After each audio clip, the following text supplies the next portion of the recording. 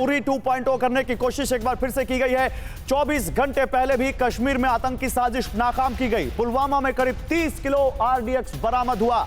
बडगाम में आतंकियों के साथ एनकाउंटर हुआ जिसमें लश्कर और टीआरएफ के 3 आतंकी ढेर हो गए। कश्मीरी पंडितों का दुश्मन आतंकी लतीफ भी ढेर हो गया।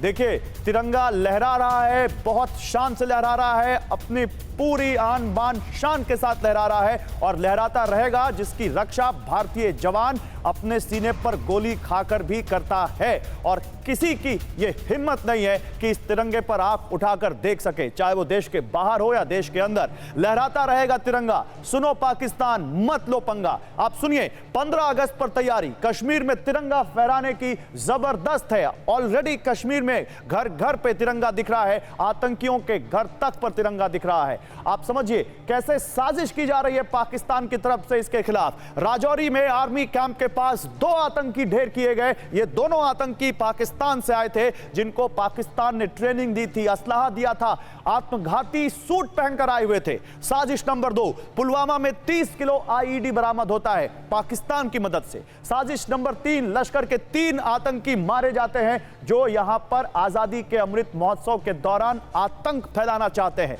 भारत में अमृत महोत्सव से बौखला गया है पाकिस्तान को चुभ रही है कश्मीर की शांति।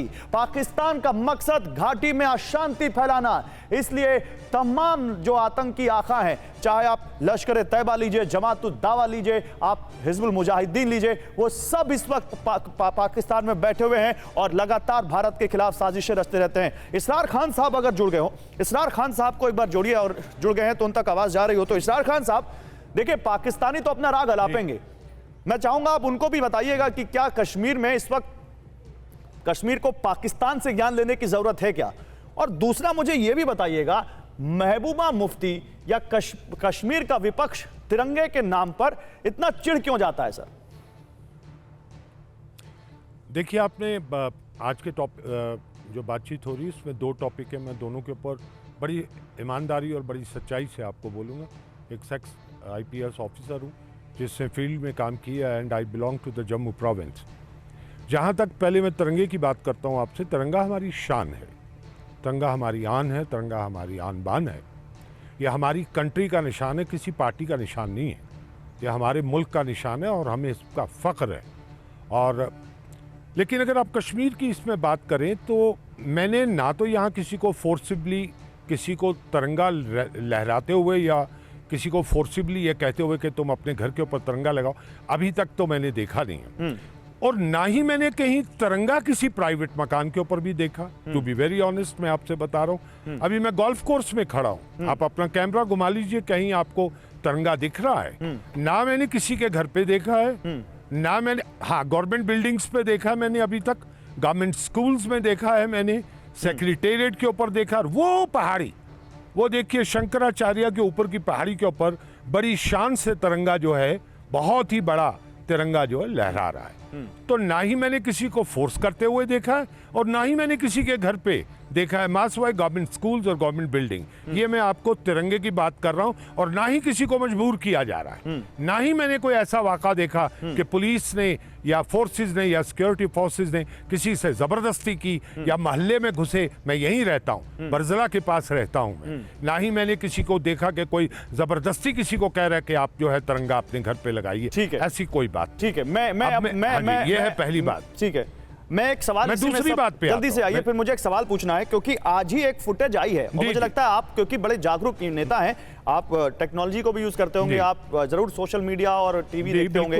डोडा में सर आप समझते होंगे, डोडा में लश्कर आतंकी खुबैब का घर है, मोहम्मद अमीन उर्फ खुबैब, लश्कर तैयबा के उन दुर्दांत आतंकियों में से एक है जिसको हमारे देश के वीर जवानों ने ढेर कर दिया था। उसके पिता ने आज अपने घर पर तिरंगा फहराया है, ये आपने नहीं देखा? बड़ी खुशी की बात है, बहुत खुशी की बात है। डोडा सब किया जनाब, मैंने किसी प्राइवेट घर पर तिरंगा फहराते नहीं देखा, तो ये आपने नहीं देखा? नहीं सर, आप कश्मीर, डोडा मेरे से 300 किलोमीटर दूर है। मैं कश्मीर में बैठा हूं, मैंने आप श्रीनगर सिटी की बात कर रहा हूं, मैं बारामूला अभी की बात नहीं कर सकता, मैं पुलवामा की बात नहीं कर सकता, मैं श्रीनगर, देखिए दोनों चीजों में फर्क करिए। सर यही डोडा फर्क है, डिस्ट्रिक्ट यही जम्मू, फर्क है। आप जम्मू, अभी डोडा जम्मू में अभी आप कश्मीर की बात नहीं कर रहे हैं, अभी आप अपने आसपास की बात कर रहे हैं। मैं पूरे कश्मीर की बात कर रहा हूं, मैं अनंतनाग की बात कर रहा हूं, मैं पुलवामा की बात कर रहा हूं, मैं श्रीनगर की बात कर रहा हूं, लाल चौक की बात कर रहा हूं। इन सब जगहों पर तिरंगे झंडे फहराए गए, तिरंगा यात्रा निकाली गई और लोगों के घरों पर भी तिरंगा दिख रहा है। देखिए, बताइए सर। बिल्कुल, देखिए इसमें कोई लोगों के किसी के घर पे नहीं है।